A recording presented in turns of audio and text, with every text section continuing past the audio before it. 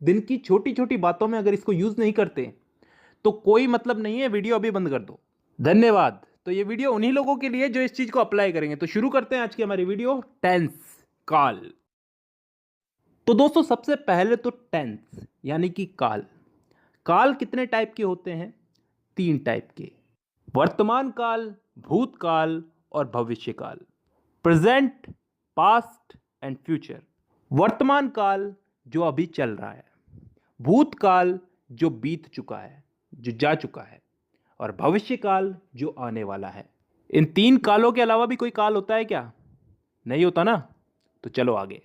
अब वर्तमान काल यानी कि प्रेजेंट टेंस, भूतकाल यानी कि पास्ट टेंस और भविष्य काल यानी कि फ्यूचर टेंस, इन तीनों को 4-4 हिस्सों में बांटा गया है।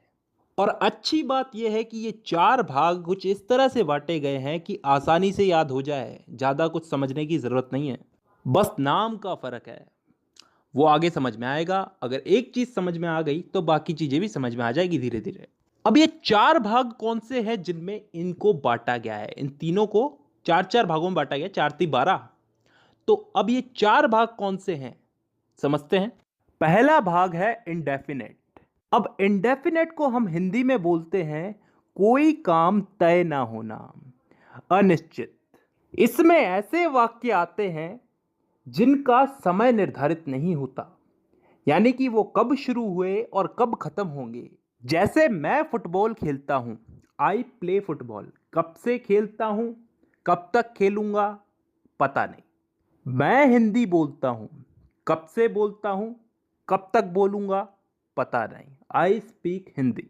मतलब ऐसे वाक्यों में हमको समय का पता नहीं है, यानी कि डिफाइन नहीं है समय यहां पे, और तभी हम इसको बोलते हैं इंडेफिनेट टेंस। अब चलते हैं दूसरे भाग की तरफ, कंटिन्यूस टेंस। कंटिन्यूस को हम हिंदी में बोलते हैं चलते रहना, जारी रहना कोई काम। इस भाग के अंदर भी हमें काम कब शुरू हुआ कब खत्म होगा इसका मालूम नहीं, लेकिन इसमें काम चल रहा है इतना हमें मालूम है।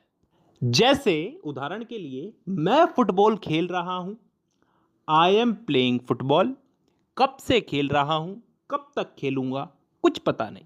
काम मेरा कंटिन्यू चल रहा है, तो यह आ गया कंटिन्यूस में।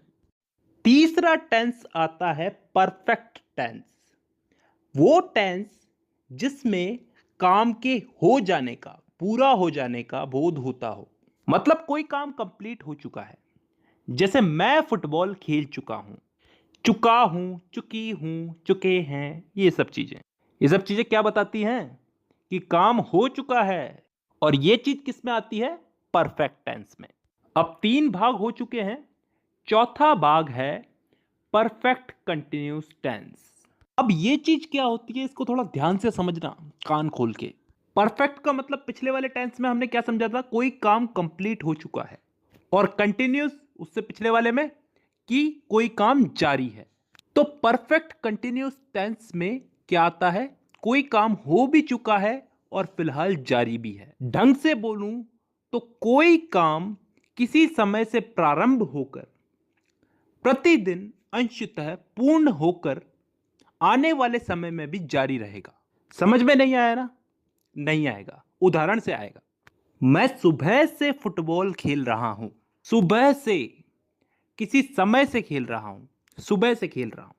कंटिन्यू है, कंटिन्यू है, अभी भी खेल रहा हूं, और फिलहाल अभी खेल रहा हूं तो आगे भी खेलूंगा। इस चीज का बोध हो रहा है हमको। एक और उदाहरण ले लो इसमें। मैं पिछले 5 सालों से हिंदी बोल रहा हूं। पिछले 5 सालों से हिंदी बोल रहा हूं, अभी भी बोल रहा हूं और आगे भी बोलूंगा। तो ऐसे वाक्य किस टेंस में आते हैं? परफेक्ट कंटिन्यूअस टेंस में। तो दोस्तों यहां पे हम लोगों ने चारों भाग समझ लिए। एक बार वापस रिपीट कर देता हूं। Indefinite tense, continuous tense, perfect tense, perfect continuous tense. Indefinite में वो वाक्य आते हैं जिनका टाइम डिफाइन नहीं होता, निश्चित नहीं होता, कब शुरू हुए कब खत्म होंगे।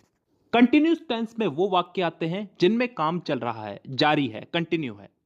इसमें भी काम कब चालू हुआ कब खत्म होगा इसका हमें पता नहीं है। परफेक्ट टेंस में वो वाक्य आते हैं जिनमें काम पूरा हो चुका है, खत्म हो चुका है। और लास्ट है परफेक्ट कंटिन्यूस टेंस, जिसमें कोई काम किसी समय से शुरू हुआ, पूर्ण हो चुका है और आगे आने वाले समय में जारी रहने का बोध होता है। आई होप यहां तक क्लियर है। ठीक है, अब दोस्तों इस टेंस के इन्हीं चारों भागों को हम लोग इन तीनों काल में फिट करेंगे, प्रेजेंट, पास्ट और फ्यूचर। वर्तमान, भूत और भविष्य, इन तीनों में इन चारों टेंसेस को हम लोग फिट करेंगे। करना कुछ नहीं है, बस नाम उठा करके आगे रख देना है। जैसे प्रेजेंट का present indefinite, present continuous, present perfect, present perfect continuous. Past का past indefinite, past continuous, past perfect और पास्ट परफेक्ट कंटिन्यूस। फ्यूचर का future indefinite, future continuous, future perfect और फ्यूचर परफेक्ट कंटिन्यूस। तो टोटल कितने भाग हो गए? एक एक के अगर चार चार हुए तो तीनों के हो गए चार, चार या 12। अब इन 12 भागों को मैं अगली वीडियो में समझाऊंगा। फिलहाल के लिए बहुत है, क्योंकि ज्यादा पढ़ाऊंगा तो तुम्हारा भी दिमाग